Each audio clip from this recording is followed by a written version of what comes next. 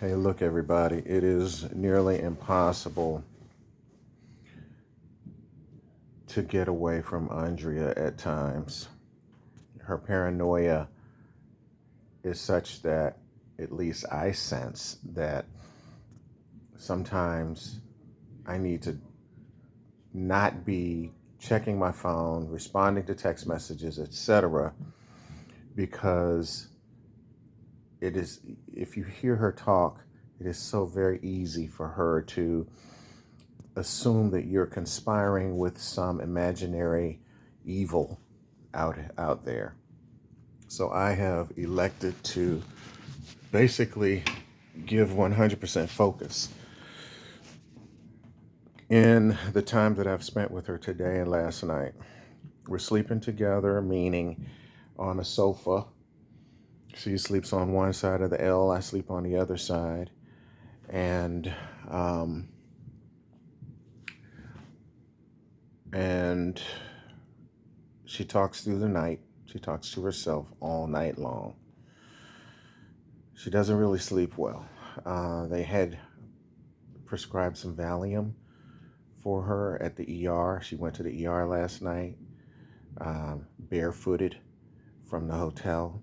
The hotel manager escorted her because Andrea said she wouldn't go unless the manager went with her.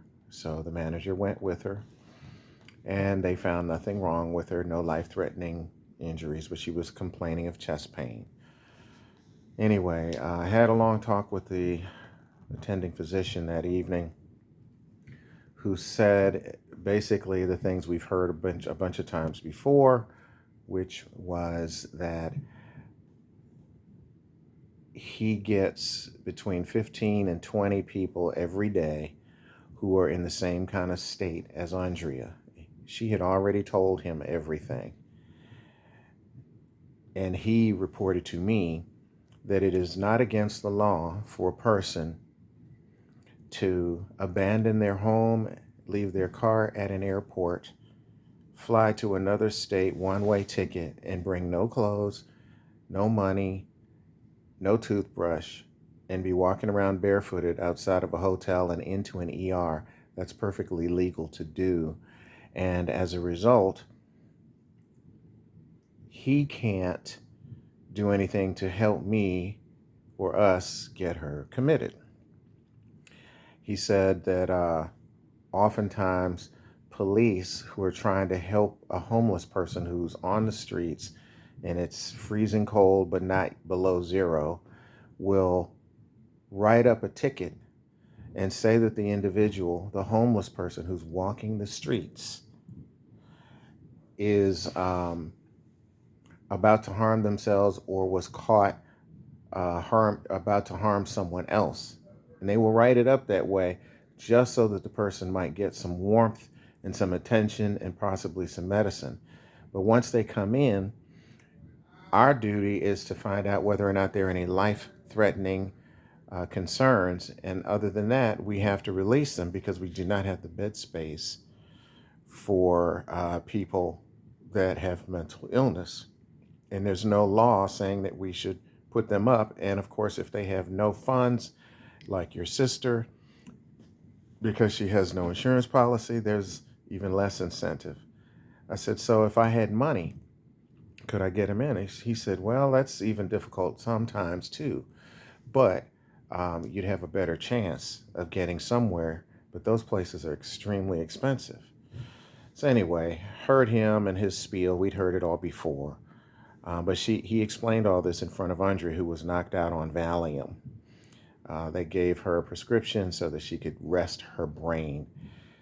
We got over to Georgia's house, and she must have talked half through the night. And she talks like she's a Louisiana lawyer. I mean, she has this lilt to her conversation now that it's kind of hard to describe. But I asked her about it. I said, why are you talking like that? She says,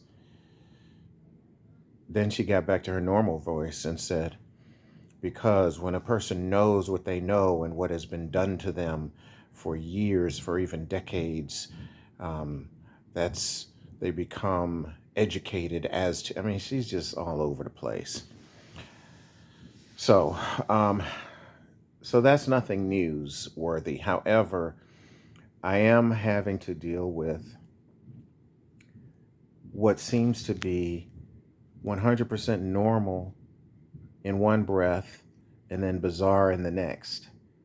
And then if you push back enough to make her realize how obtuse what it is that she's saying sounds, all of a sudden her head hurts, her chest hurts, her back hurts. She left her apartment because somebody on the floor above her is doing something that's making her back burn. She got rid of her friend Lisa because she was at Lisa's place, and Andrea said that Andrea's herself, her back was burning at Andrea's place. But Lisa said hers wasn't burning, so she has no more use for her. I said, so if a person doesn't feel what you're feeling, they're no longer valuable as a friend? She said, no, it's just that she's a liar. And if I was feeling what I was feeling, there's no way she couldn't have been feeling it. So, again, all psychological. Anyway, so today, this is what was accomplished.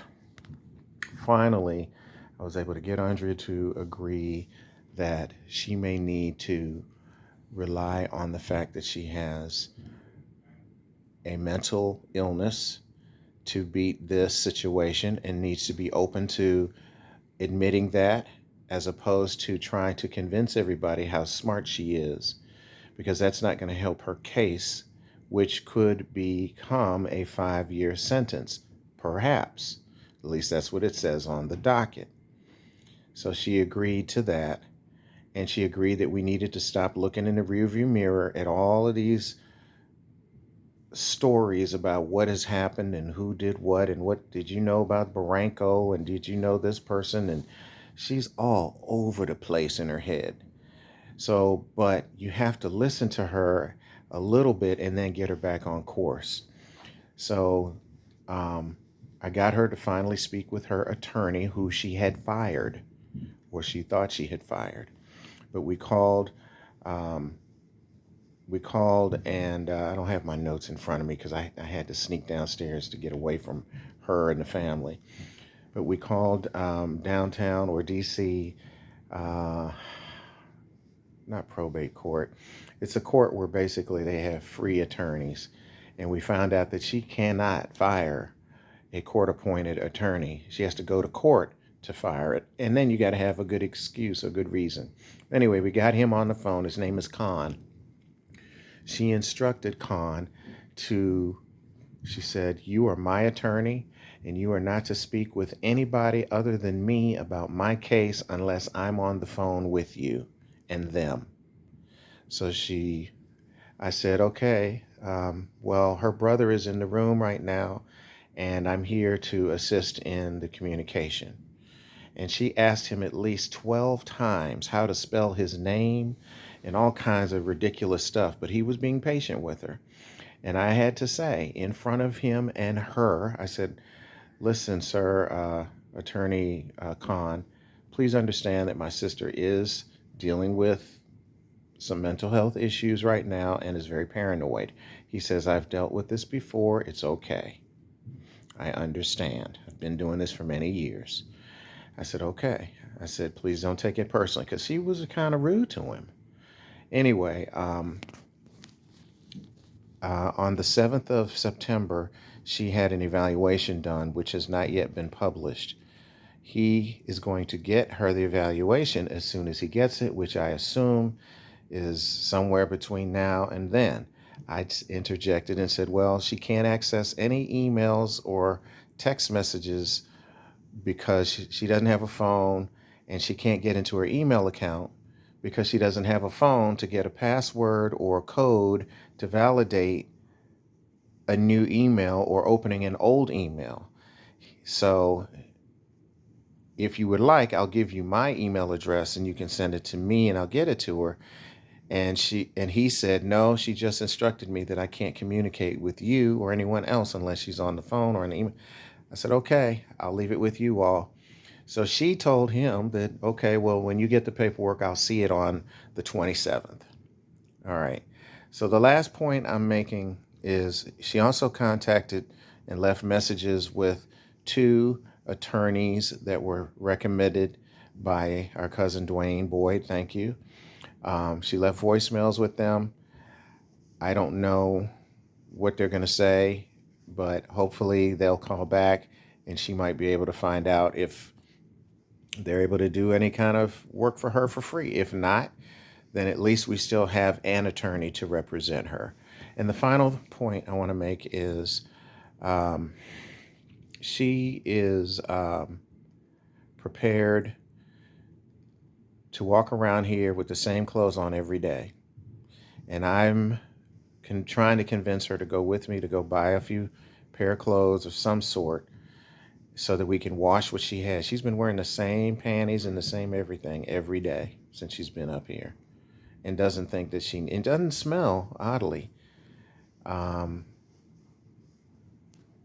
and I'm trying to, what, you sneaking around on me?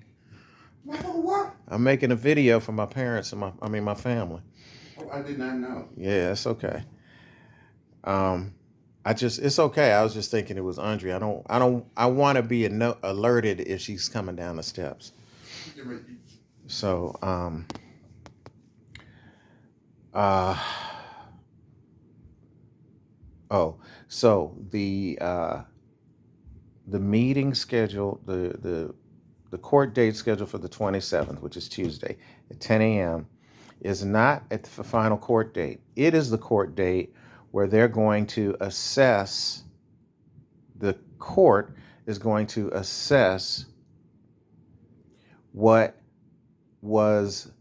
happened on the 7th of this month, where she did in fact go in and had a mental evaluation or mental health evaluation of some sort. Presumably it lasted about 2 hours plus.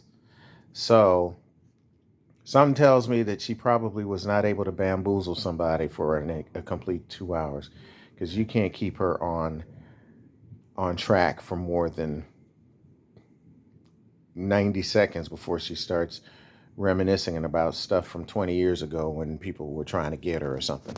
So anyway, I'm using this modem, or scratch that, medium, because it's hard to call and talk to everybody at once, and I am not going to be texting all of this kind of information.